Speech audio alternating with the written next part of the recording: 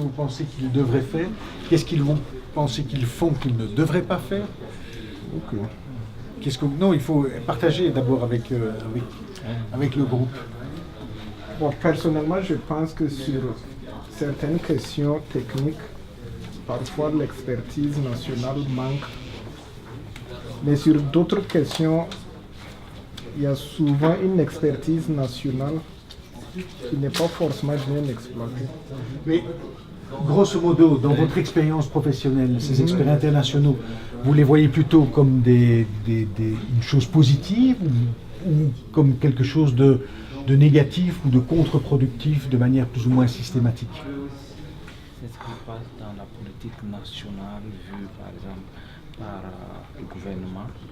Par exemple, c'est une politique que veut véhiculer un système international et maintenant ça peut désorganiser le système qui est là. Alors que si dans le cas où cette expertise internationale accompagne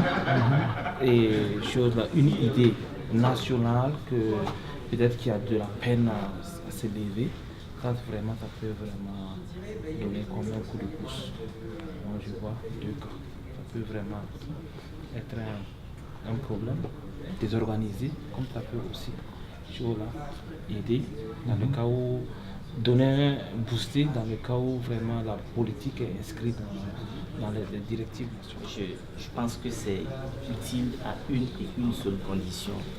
Elle ne doit pas être imposée. Ça me paraît très important. Moi, j'ai un exemple de situation où on demandait de pouvoir venir orienter, de faire un diagnostic d'une situation donnée et de faire des propositions. Et quand l'expert est venu travailler quand il est venu faire ses résultats, on a vu que ça ne collait pas avec les réalités du pays. C'est comme s'il est venu inventer des résultats. Personne ne se reconnaissait dans ce qu'il a dit. Et donc tout ce qu'il a eu à faire seulement, c'est de prendre le document, le remercier et puis ranger quoi. Parce que ça ne ressemblait à aucune réalité du pays. Et donc les solutions qu'il proposait aussi ne pouvaient pas, absolument, ça ne pouvait pas être. L'expert national pour pouvoir contribuer à influencer les politiques. Il doit venir avec son expertise, alors peut-être partager son expertise avec les acteurs locaux et aussi ses connaissances en fait, du travail qu'il est venu pour faire sur le terrain. Partage de connaissances et d'expertise pour que les acteurs locaux puissent s'approprier aussi de cela. Puisque il va venir, il va partir après et puis s'il n'y a pas de... Oui, mais s'il est venu sur le banc, il n'a plus son droit d'être. Mais je pense qu'il faut peut-être faire une différence entre les experts internationaux occidentaux et les experts internationaux d'autres pays. Il y a une nuance dans l'efficacité de l'expert pris comme individu, mais l'expert international, généralement, il est recruté pour apporter un message de changement. Parce que quelque chose ne va pas, c'est sa mission. Maintenant, selon qu'il a une certaine expérience, selon qu'il a une certaine efficacité personnelle, il peut faire passer son message sans que les gens se rendent compte qu'il a passé le message, ou alors il va y avoir des situations comme celle qui était décrite où il vient raconter une histoire où les gens... Deux niveaux de réflexion.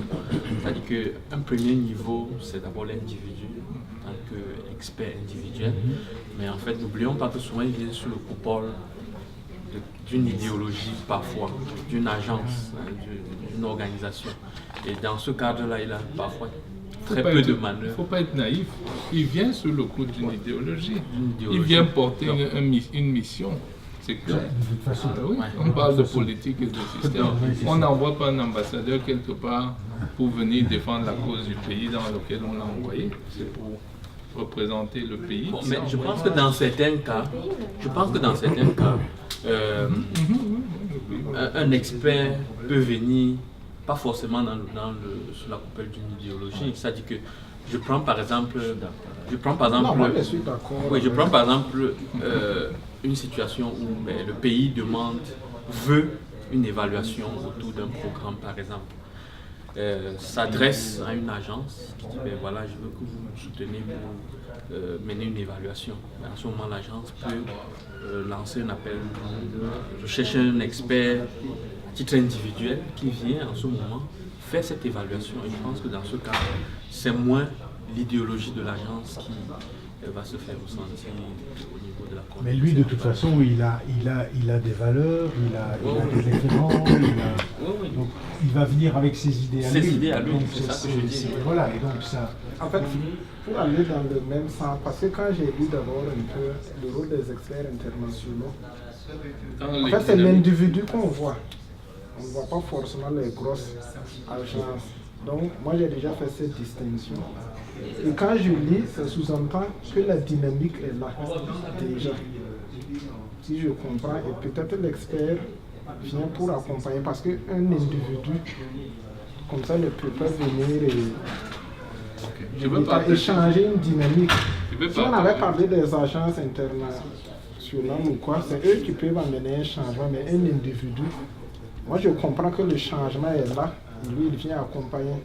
Mais si on avait intitulé le rôle des agences internationales ou quoi, je ferais la chose. Une expérience sur l'instrumentalisation de l'expert international, que ce soit par l'agence ou que ce soit par le pays, n'est-ce pas? Moi, j'ai travaillé comme expert international pour faire passer une idée que les nationaux n'acceptaient pas.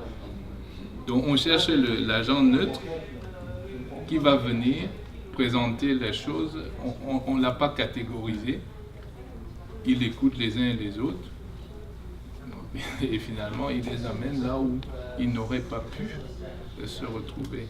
Donc, dans les dynamiques de politique, l'agent international, l'expert international, vient soit effectivement pour propager une nouvelle, soit pour mieux guider les gens, pour aligner par rapport à des enjeux de santé internationale.